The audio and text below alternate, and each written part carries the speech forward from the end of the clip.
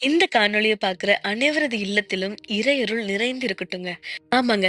நம்ம ஊர்ல இருந்து சரியா 1½ மணி நேரம் டிராவல் பண்ணோம்னா, இந்த கோயில அடைஞ்சிடலாம்.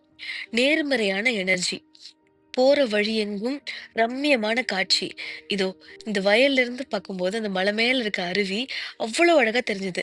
மொபைல்ல அந்த அளவுக்கு கிளியரா இல்ல. இருந்தாலும் நான் ஜூம் பண்ணி எடுக்க ட்ரை பண்ணியிருக்கேன். பாருங்க.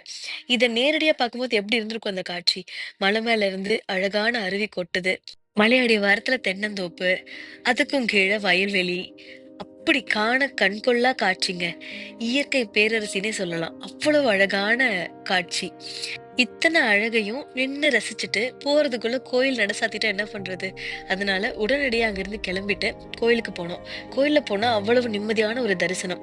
ரொம்ப பீஸ்ஃபுல்லா சாமி கும்பிட விட்டாங்க. வேகமா போங்கன்னு தள்ளாம. கும்பிட்டு வெளியில வந்ததும் பார்த்த காட்சி. அப்படி ஒரு ஆணழக, செப்பக்கல்லு சீரழக, இப்படி ஒரு தேரழக இல்லைன்னு சொல்லும் ஊரழக.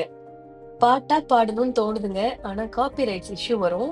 ஆல்ரெடி பாட்ட எடுத்து போட்டு பார்த்தேன். பட் பிளாக்டுன்னு வந்துச்சு. அதனால டெலீட் பண்ணிட்டு அகைன் இந்த லிரிக்ஸ போட்டு உங்களுக்காக இந்த வீடியோ.